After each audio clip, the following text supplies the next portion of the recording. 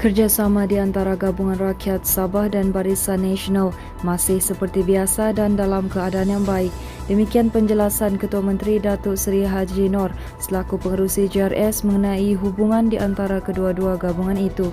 Ia susulan beberapa isu yang menimbulkan ketegangan di antara parti dalam JRS dan BN beberapa hari lalu, termasuk menjadi topik hangat pada konvensyen BN Sabah semalam. Berikutan itu, Haji mengingatkan semua pihak agar tidak menangguk di air keruh dengan melaga-lagakan pemimpin JRS dan BN.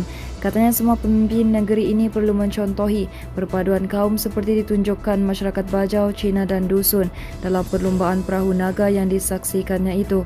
Semalam pemimpin BN Sabah Datuk Seri Saleh Said Keruak menempelak Presiden Parti Bersatu Sabah Datuk Seri Dr. Maximus Ongkili yang mengaitkan BN sebagai dalang masalah pendatang tanpa izin. Sementara itu, lebih 130 pasukan menyertai perlumbaan perahu naga antarabangsa Gabungan Persatuan Cina Sabah 2022 di Teluk Likas pagi tadi.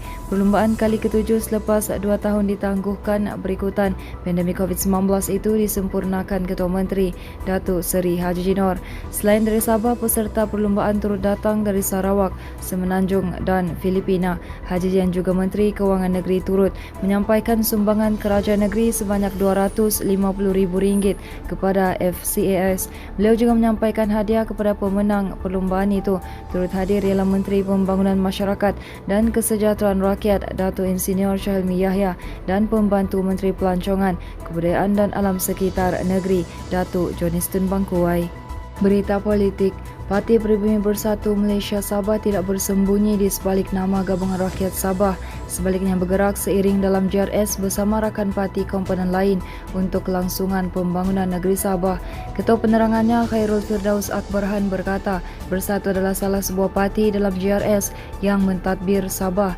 Beliau berkata demikian bagi mengulas dakwaan bekas Perdana Menteri Datuk Seri Najib Razak bahawa Bersatu Sabah sudah tidak kukuh dan kini banyak menggunakan jenama JRS. Khairul Firdaus yang juga Ketua Bahagian Bersatu Batu Sapi meminta pihak yang tidak arif dan tidak mengetahui tentang norma politik di Sabah tidak sewenang-wenangnya memberi ulasan atau menghina corak politik di negeri Sabah. Manakala prihatin terhadap nasib penduduk Tenom dan Kemabong yang terjejas akibat banjir pada Mei lalu, Yayasan Hasanah dan Malaysian Relief Agency MRA Sabah tampil bekerjasama untuk menyalurkan bantuan kepada mereka.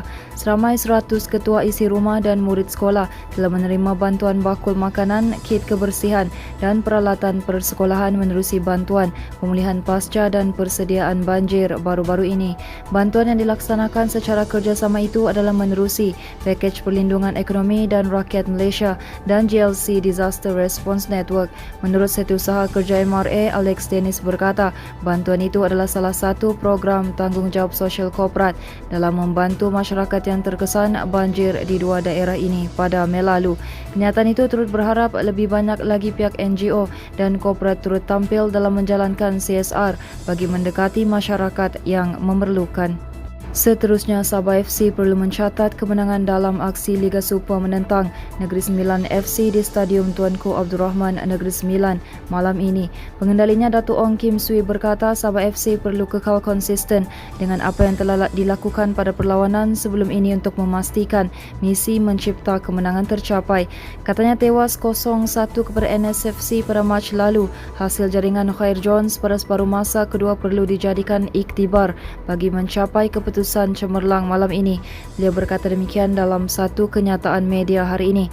Mengulas mengenai tahap kecergasan Jose Embalo yang masih belum berada pada tahap prestasi terbaik, Kim Swee berkata ini terpulang kepada situasi perlawanan malam nanti. Teruskan bersama kami di asoka.com, berita komprehensif.